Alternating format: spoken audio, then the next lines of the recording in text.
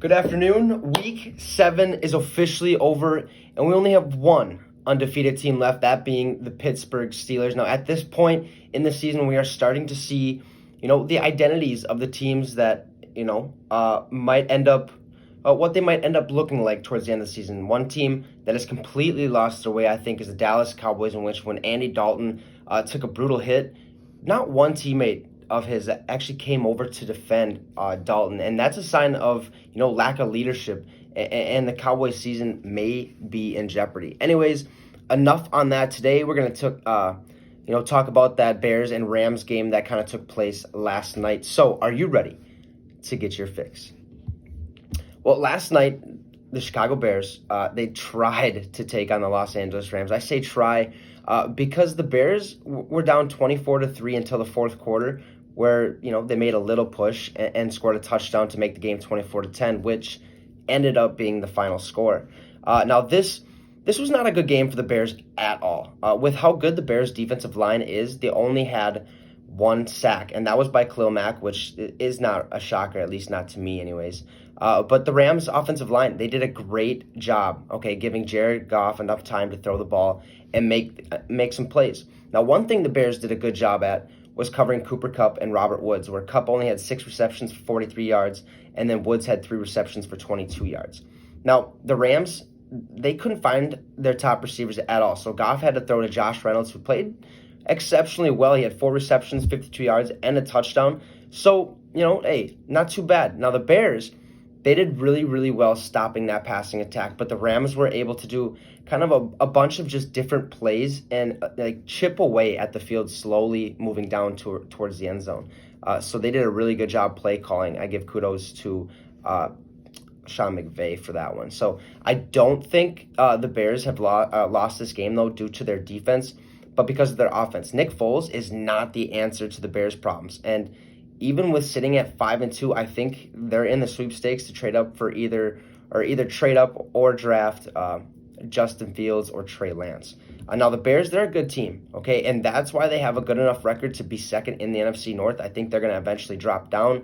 The Lions could make a push for second place, but this Bears team just needs to figure some stuff out, and they'll be just fine. Now, they need to find a running back after this season, so they actually have a legit running game that doesn't consist of 4 different guys and instead just 2.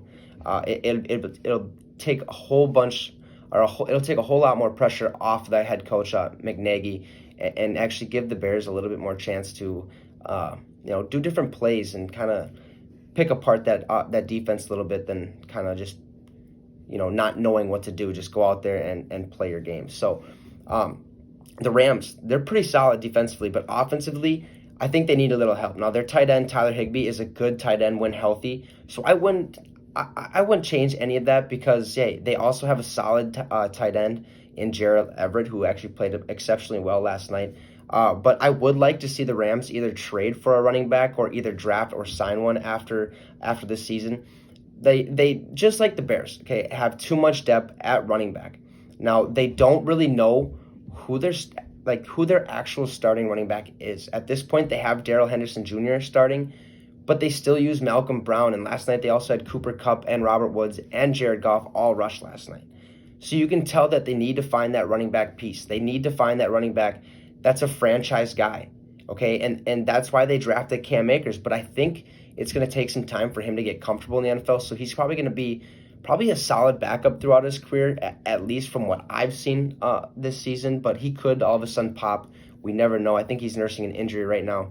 But they need what they had with Todd Gurley when they first drafted him. And then the Rams will be a really, really good team and should be capable of making the playoffs almost every season for the next probably 5 years. Now this game, it was not that good. And was all Rams right from the start, and they exposed the Bears, where I think we might start seeing the Bears lose more games than what we would expect. But I think they have some work to do, and they know it as well. So I also think that they're going to go after Trey Lance or Justin Fields, try to trade up, or if their season kind of goes down the gutter, then they might have a good enough pick to get either Trey Lance or Justin Fields. They won't get Trevor Lawrence. He's probably going to go number 1 if he decides to declare for the draft, but overall, not a good game. All Rams.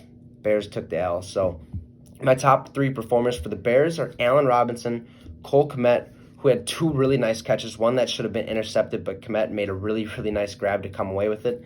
And then Khalil Mack, who had 4 tackles, 1 sack, and a forced fumble. Now for the Rams, I got Jared Goff, Josh Reynolds, and Jalen Ramsey. Well, that's going to end our discussion today, as now we're essentially 1 game away from being halfway through the season. And we all have a pretty good clue on what teams are here to stay and what teams are, like I said last week, just playing for fun and to get a draft pick. Anyways, we'll see you tomorrow. Talk about more of the top performers from Week 7, and then give you my thoughts on the upcoming Thursday night game between the Atlanta Falcons and the Carolina Panthers. So thanks for stopping by. Have a great night, and you just got your fix with the Wicks.